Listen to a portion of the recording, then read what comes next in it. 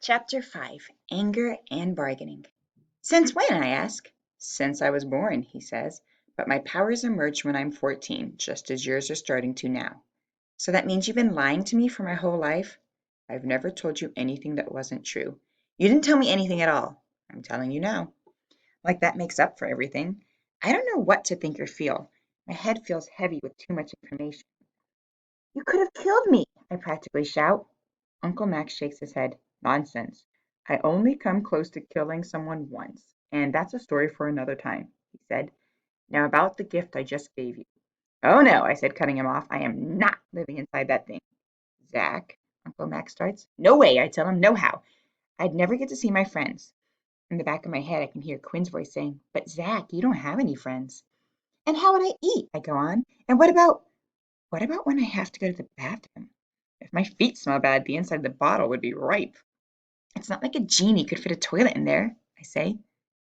Slow down and look at me, Uncle Max says. I'm not living in a bottle, am I? No, but listen, what you're feeling right now is perfectly normal. You're in the anger stage, the second stage of finding out you're a genie. I have every right to be angry. I just found out you've been keeping the world's biggest secret from me. That I have to spend the rest of my life granting other people's wishes, unless that part of the movie isn't the way it happens in real life. No, that part is true. But here's something that's also true. You're now a part of something much bigger than yourself, if you could only see that. What if I don't want to be part of anything bigger? What if I just want to be myself, the exact version of myself that I was yesterday, and the day before that, and the day before that? Shouldn't I get a say in this? I mean, why is this even happening to me? I'm really not that. My voice trails off. But here's what I'm thinking. Quinn is right. I'm really not that special. Can't you take it back? I asked softly. Make me not a genie, please. I can't take it back from you any more than I can take it back from myself, Uncle Max says. He slips his right foot out of his sandal and shows me a wavy circle on his own big toe. I'd never noticed it before. This is my genie bite. Wait a second. I caught being a genie from you like it's some kind of disease? No, no, it's not catching, Uncle Max says. It's passed down through family bloodlines. I can't get anything from your bloodline if we're not related, I reminded him. Ah, but we are, he says. I'm your great grandfather 7 times over. Your mom doesn't know it, your dad didn't know it, and his dad didn't know it. The genie gene usually skips a few generations. There's no reason to tell him the truth. So you did tell me that wasn't true. I never actually told you that, Uncle Max says.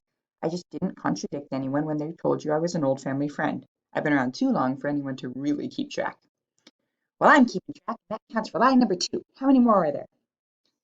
Listen, Zach, it was the best way for me to stay in the family, stay in everyone's lives without anyone suspecting anything.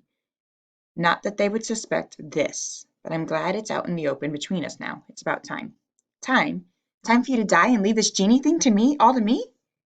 I'm not dying. That's not how this works. So being a genie means I'll live forever? That's even worse. Everyone I know will die and I'll be still here. Zach, Uncle Max says. No, this can't be true. I say, it's just a dream. A really, really, really bad dream. That's the only way that makes sense. I pinch myself to try to wake up, but that doesn't work. So then I look away from Uncle Max up to the sky like I'm praying. I should clasp my hands together. Okay, done. If it's a dream, then I will be nice to Quinn, I say. Ah, the bargaining stage, Uncle Max says. I don't want to hear any more about stages. Then hear this. Being a genie, granting wishes for other people, is a powerful job, Uncle Max explains.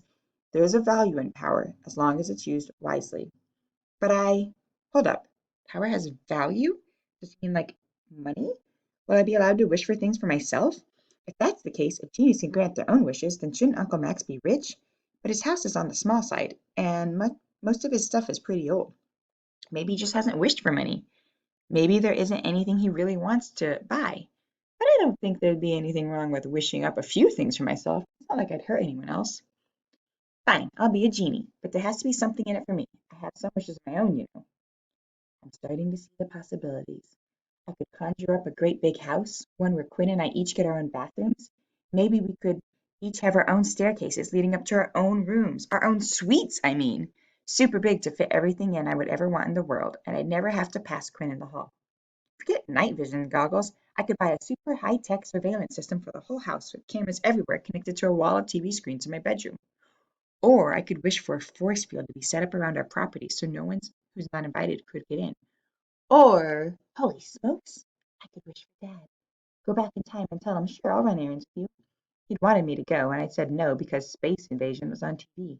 That dumb show about fake people. I'll never watch it ever again. If I'd gone with Dad, if I'd changed that one little thing about that day, everything would have been different. We would have stopped for ice cream. He wouldn't have been in the wrong place at the wrong time, and the accident would never have happened. Or maybe I don't need to go back in time. I'll just wish him back to life right now, and I can catch up with the last 2 years myself. I don't care which way it happens, just as long as I get him back. Do I make wishes out loud and suddenly they'll be granted? I ask. Are there special wishing words? You aren't the one who makes the wishes, Zack, Uncle Max tells me. This isn't how it works. Uncle Max, it's not fair. Fair doesn't have anything to do with it, he says. But don't worry about that right now.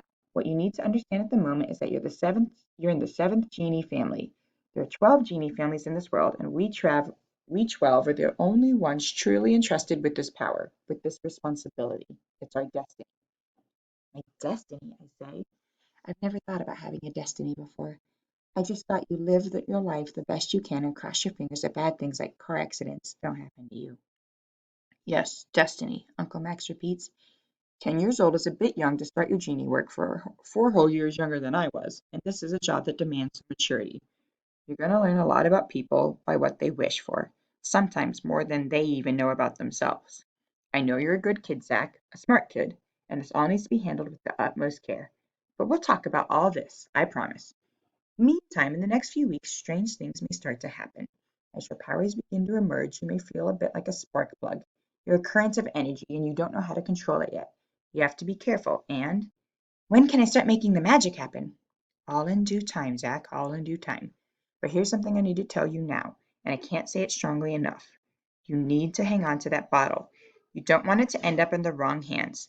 That would be bad, very bad indeed. Uh-huh, I say. Unfortunately, there are evil forces in the world, he goes on. I've done my best to keep this world safe from them, but you can never be too careful. Uncle Max pauses. Zack, are you listening to me? Yep. Bottle, evil forces, be careful. Distance can go a long way. Remember that. I'll remember, I say. But wait, how am I supposed to keep my eye on the bottle if I'm sucked into it and spit out on a different one? If they're like portals, like you said. We call it sides of the bottle, Uncle Max explains. You look out for this bottle when you're here on this side. When you're called away to the other side on genie business, there'll be another bottle for you to keep a close eye on.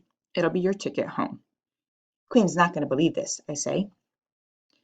You can't tell Quinn about this, Uncle Max says. Oh, come on, please, I say, just for a little bit. Or maybe I could do some sort of trick in front of her, to prove it. Quinn thinks she's so much cooler than I am. This will certainly show her. No, I mean you can't tell her, Uncle Max says. You're physically unable to. If you try telling anyone outside the genie world, the words that come out of your mouth won't make any sense. You'll just sound a bit strange until you change topics. How can I even be sure you're telling me the truth about that? Maybe you don't want me to tell Quinn, so you're telling me lie number 3. You don't believe me? Uncle Max asks. Stay here, I'll be right back. He leaves me on the porch and goes inside. A minute later, he's back with the phone in his hand. Here, your sister is on the line for you. I press it to my ear. Hi, Quinn.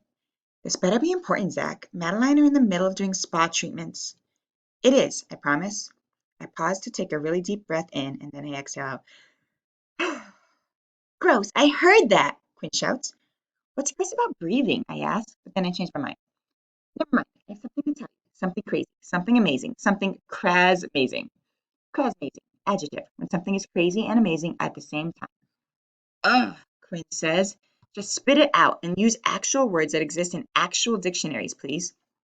Okay, I know you're not going to believe this, but I'm a genie. I'm not going to believe what? I'm a genie, I repeat. For a couple seconds, there's just silence, and then Quinn starts yelling, Zachary Noah Cooley, I told you to use real words. But if you're just going to speak some fake alien language to me, then I'm hanging up the phone. And that's what she does without waiting for me to answer.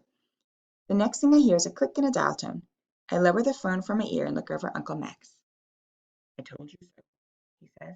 Oh, man, I said that stinks. Sorry, Zach, Uncle Max says. It's a safety mechanism put in place by the genie board in the 7th parallel. Decision number 258. We've had troubles in the past. There's something called a genie board? Okay, I say, can I use some of my spark plug energy to do magic in front of her? Not accidental magic, though, real stuff, just like you did to me. Then she'll totally believe me. Or maybe she won't. Maybe she'll think she's turning into a nut job herself. That's not the way you're supposed to use your power, Zack. Not supposed to doesn't mean not possible. But you can come to me with any genie business, he continues. I'll be able to understand you. And you must tell me if you feel anything out of the ordinary. Like if you have any strange sensations. Those tend to pop up when people make wishes around you. It's a little like an allergy. It'll be different than when you're actually called upon to grant wishes. But still, you should tell me about them when they occur. I had a strange itch today, I told him. Quinn's friend Madeline says she wished something. And by the way, my toe didn't itch a little bit. It itched like crazy. How crazy? Like 100 fire ants bit me in the same spot, I tell him.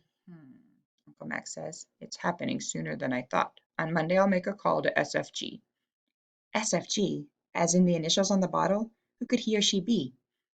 I don't have a chance to ask. Uncle Max, I said, something's happening right now. Your toe is itching again? No, it's not itching. It feels, I don't know, it feels alive. I guess toes are always alive as a part of a living body. But when was the last time you were aware of the life of your toe? It feels like it's about to take off. Tingles travel from up my toe to my whole body. Suddenly I'm lifted up, for real. I'm floating around the air and spinning around and around. You know that pins and needles feeling you get when your foot falls asleep? That's what my whole body feels like. What's happening to me? You're being called away for your first genie assignment, Uncle Max says. He's on the porch still, standing up, but his feet are planted firmly on the ground. Aren't you coming with me? I ask. A genie works alone, he says, but I didn't think it would happen this so soon. Uncle Max. It's all right, Zack. It'll be all right. Just. His voice is fading away. I'm heading right towards the green bottle. It looks bigger than before. In fact, it looks gigantic. Did it grow? I whip my head toward Uncle Max, and he's looking like a giant. Holy smokes, I'm shrinking. How small will I get? Down to nothing? I want to cry out, help me, but my voice is gone. If you need me, call me through, Uncle Max says. But whatever the end of his sentence is, I don't hear it. I'm sucked inside the bottle and